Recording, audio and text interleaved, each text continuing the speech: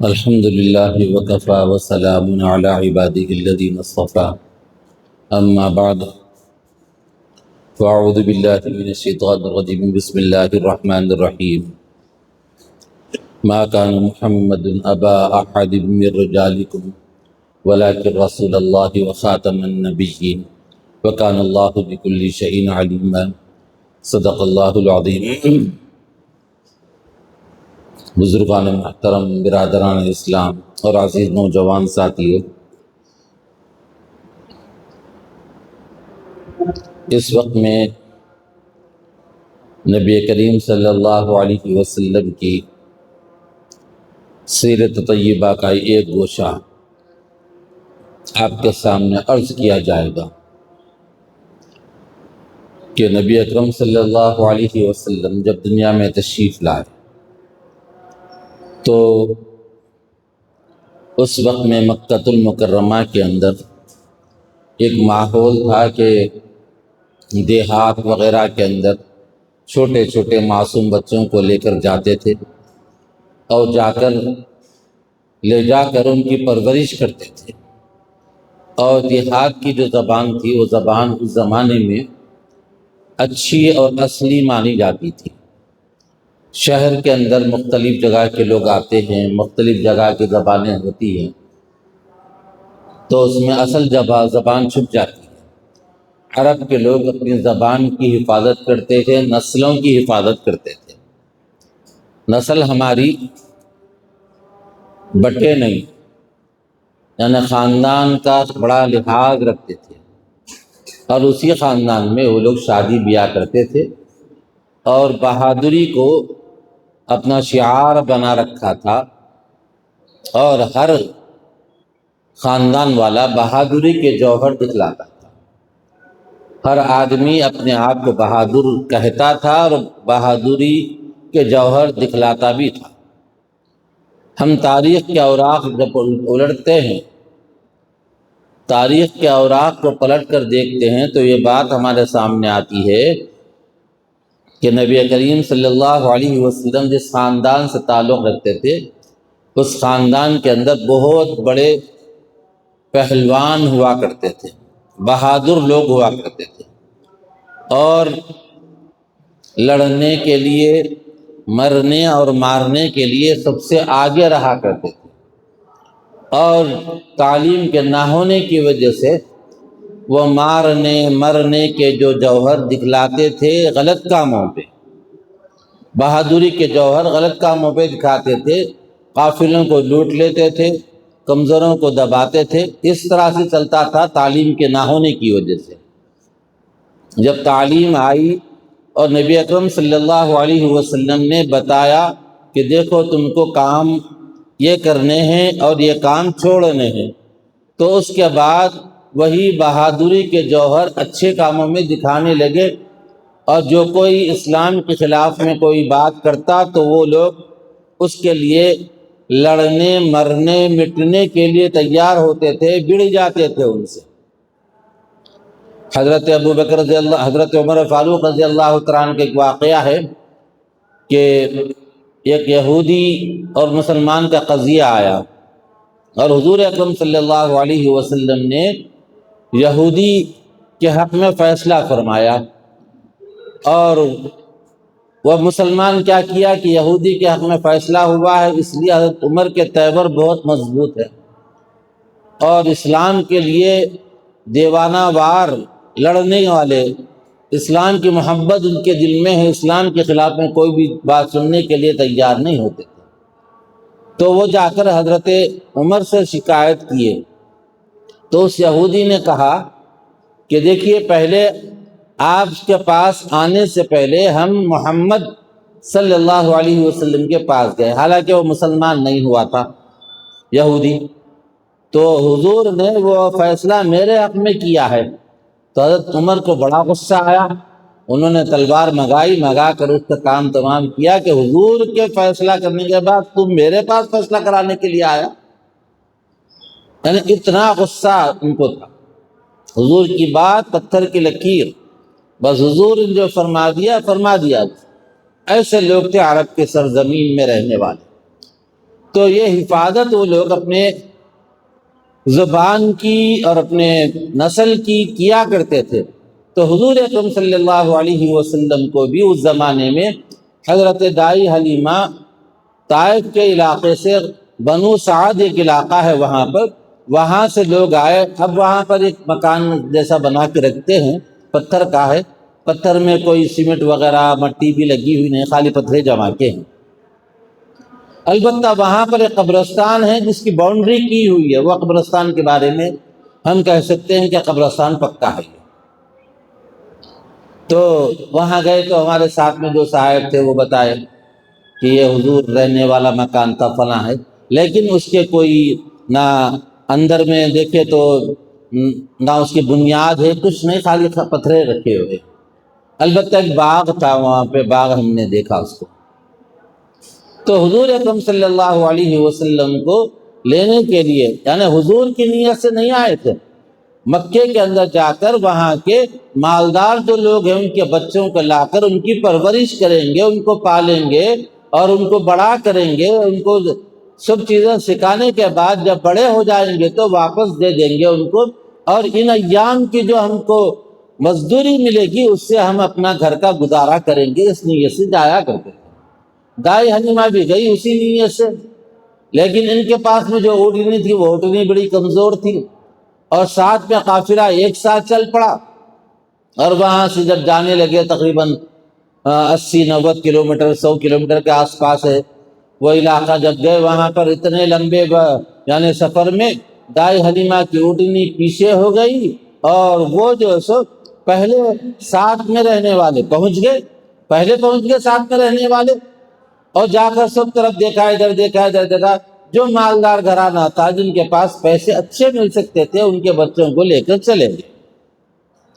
اب پھر یہ دائی حلیمہ مکے میں داخل ہوئی، لوگوں نے کہا کہ بھئی دیکھو مکہ تو خالی ہو گیا، تو حضور اکرم صلی اللہ علیہ وسلم کے مکان میں بھی گئی۔ حضرت بی بی آمنہ رضی اللہ تعالی عنہ کے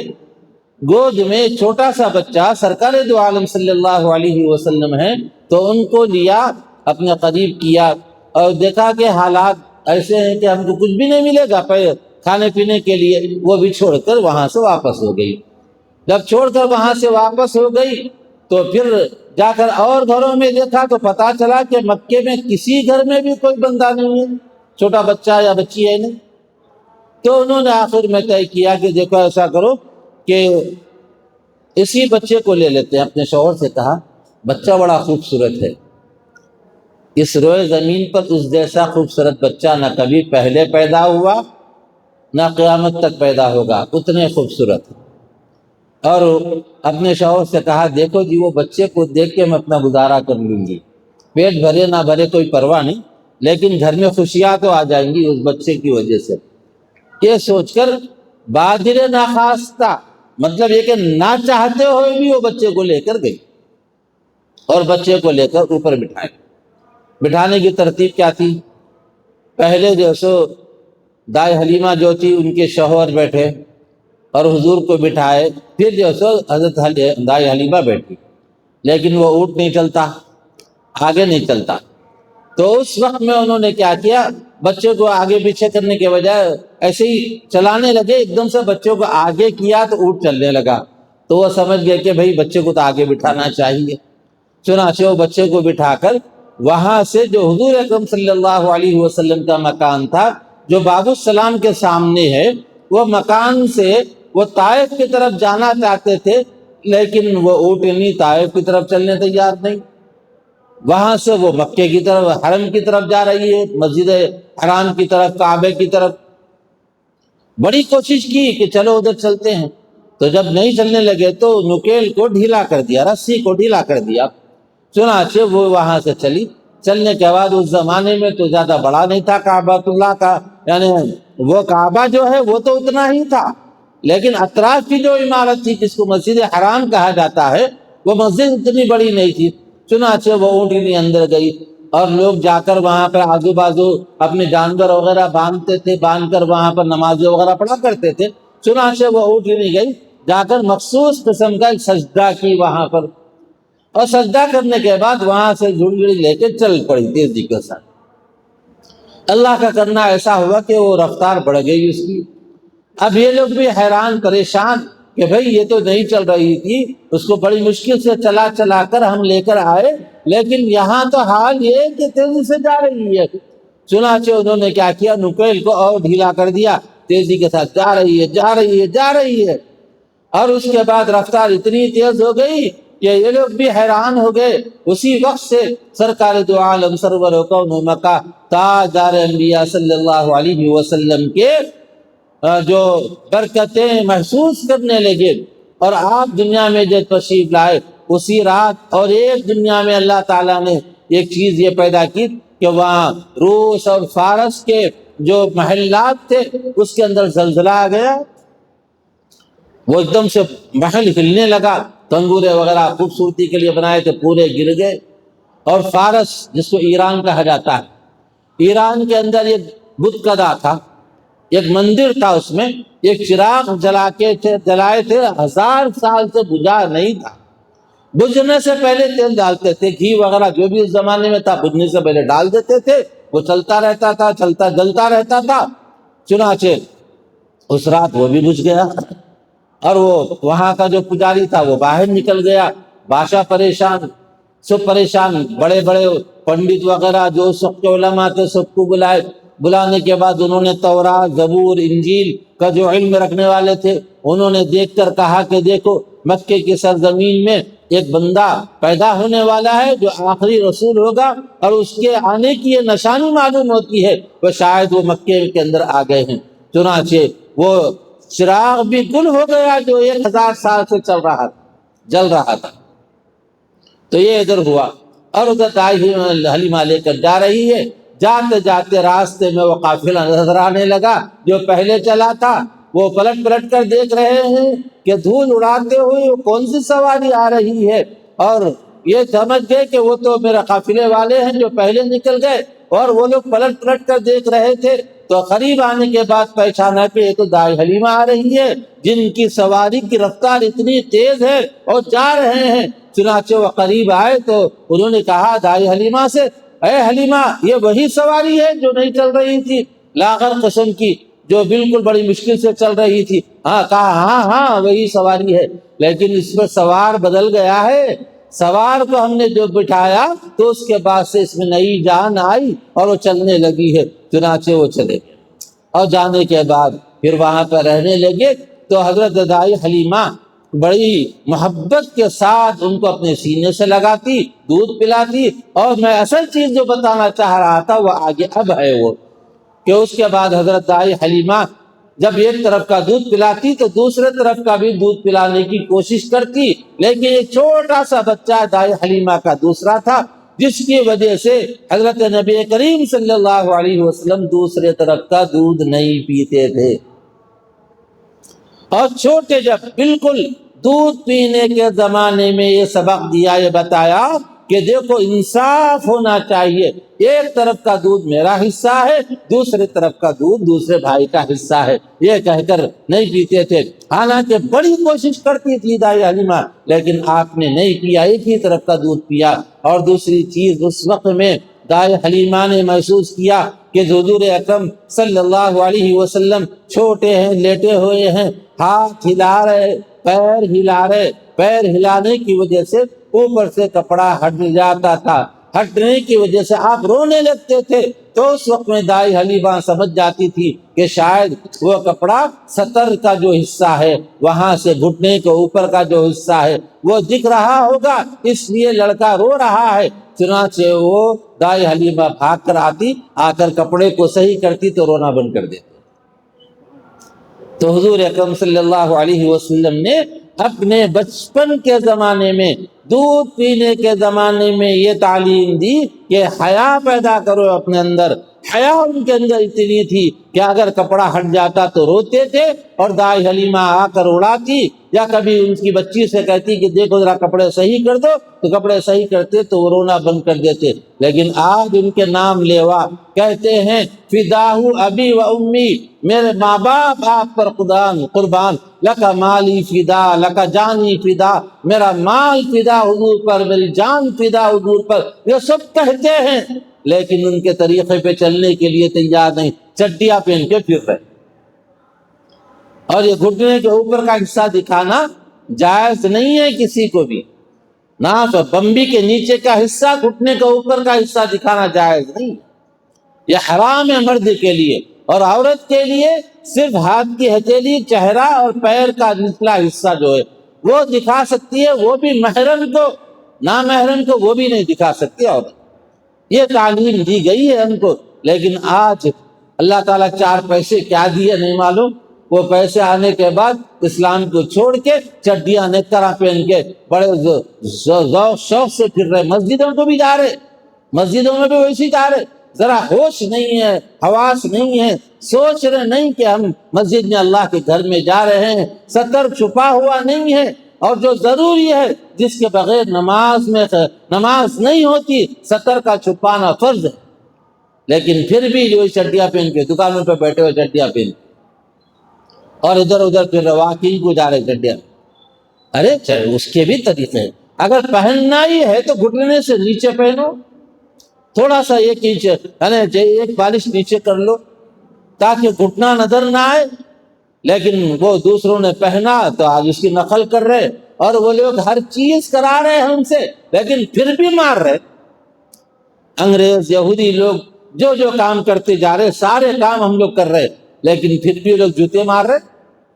بولے کہ ہمارا کام کرو، ہماری بات سنو۔ اور جب دسترخوان پہ بٹھا کر بیٹھ کر کھانا کھاتے تھے، اب کرسیوں پہ بیٹھ کے کھاؤ، بولے سرکار ہم ویسا بھی کھائیں گے، تیار ہے، پھر بھی جوتے مار رہے۔ بولے کہ اسلامی لباس پہنتے تھے تم، اسلامی لباس مت پہنو، ہم جو لباس ایجاد کریں گے شارٹ، وہ شارٹ لباس پہنو، بولے سرکار آپ جو حکم دیں گے ہم تیار ہے، لیکن پھر بھی جوتے مار رہے۔ اب تو ہوش پکڑو، اب تو ہوش میں آ جاؤ کہ اصل اگر ہم دنیا میں چاہتے ہیں ترقی کریں، آگے بڑھے، تو یاد رکھو کہ وہ اگر اسلامی طریقے کے مطابق زندگی گزاریں گے تو ہی ہم ترقی کر سکیں گے، ورنہ ترقی نہیں کر سکتے۔ ایک زمانے کا واقعہ کتابوں میں لکھا ہوا ہے، ایک جگہ مسلمانوں کی فوج گئی، جا کر لڑ رہے تھے، مسلمانوں کو فتح نصیب نہیں ہو رہی تھی، یہ کمانڈر نے اعلان کیا، اے مسلمانوں کہیں ایسا تو نہیں کوئی ہماری سنت چھوٹ رہی ہو جس کی وجہ سے اللہ نے ہمیں فتح نہیں دی، اور فتح رکی ہوئی ہے۔ تو لوگوں نے غور کیا تو کسی نے بتایا حضرت مسواک کرنے والی سنت ہماری ختم ہو گئی، پوری فوج میں کوئی مسواک نہیں کر رہا۔ تو انہوں نے کہا پورے لوگ مسواک کریں، پورے درخت کے کاڑیاں توڑ کر مسواک کرنے لگے۔ جاسوس آئے، انہوں نے دیکھ کر کہا کہ یہ لوگ تو دانت تیز کر رہے ہیں، ایسا سمجھ میں آ رہا کہ یہ لوگ دانتوں سے چبا کے کچا کھا جائیں گے۔ یہ بات ادھر مشہور ہو گئی، آخر میں انہوں نے کیا کیا، سارا کا سارا علاقہ بغیر لڑے مسلمانوں کے حوالے کیا۔ ایک سنت کی تاثیر، اس کا پاور اتنا ہے، دیکھیے آگے۔ اور آج سنت والے لباس کو چھوڑ کے دوسروں کا لباس پہن رہے، ٹوپی سر پہ پہنے، بولے تو شرم آ رہی ٹوپی پہننے کے واسطے۔ اور مسجد میں ٹوپی کون سی پہنتے معلوم؟ وہ پہن کے اگر سسرال گئے تو ان دیکھتا سسرال نیچے سے اوپر تک، ہاں یہ ٹوپی پہن کے ہے، مسجد کی ٹوپی دکھ رہی ہے۔ ارے مسجد کی ٹوپی الگ، گھر کی ٹوپی الگ، ایسی ٹوپی سر کا تاج ہے، اچھی ٹوپی سلا کے جیب میں رکھو۔ مسجد کے جو رکھے ہوئے جو ٹوپیاں ہیں نا، مسجد میں کون سی چیز لا کے رکھتے، جو ایسی، اور وہ پہن کے نماز پڑھ رہے، چھوڑ کے چلے جا رہے۔ بھائی سر کا تاج ہے، اچھی ٹوپی رکھو۔ اب اچھی ٹوپی رکھو بولے تو وہ بغیر ٹوپی کی پڑھ رہے، وہ بھی الگ قصہ ہے۔ اب غنیمت نہیں پہننے سے پہننا بہتر ہے، پہن لے کے پڑھ لے رہا، کم از کم اللہ کے دربار میں جھک تو رہا ہے تو وہ ٹوپی پہن کے۔ تو ایک ٹوپی کپڑے کی اچھے کپڑے کی سلا کے جیب میں رکھ لینا، اگر ٹوپی پہننے میں شرم آ رہی تو۔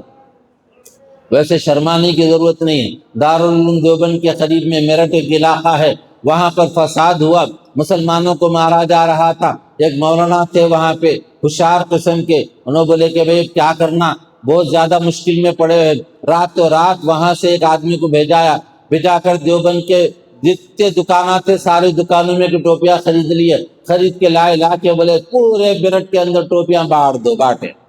اب صبح ہوتے ہوتے ٹوپیاں بٹ گئی، صبح پورے نوجوان مسلمان جتنے بھی ہے، بوڑھے جوان بچے، سب ٹوپیاں پہن کے نکل گئے۔ جب جیسے ہی دیکھا، ارے اتنے مسلمان ہیں یہاں پہ، اتنے ٹوپیاں والے ہیں، وہ فساد فوراً رک گیا۔ یہ اثر ہے ہر چیز کا، یاد رکھو، اگر کریں گے تو، نہیں کریں تو کچھ بھی نہیں ہے، گاجر مولی کی طرح کاٹ کے پھینک دیں گے۔ اللہ تبارک تعالیٰ سے دعا ہے ہم سب کو کہنے اور سننے سے زیادہ عمل کی توفیق عطا فرمائے، اور نبی اکرم صلی اللہ علیہ وسلم کی ہر سنت پر ہمیں مر گھنٹے کی توفیق عطا فرمائے۔ وآخر دعوانا الحمد للہ رب العالمین۔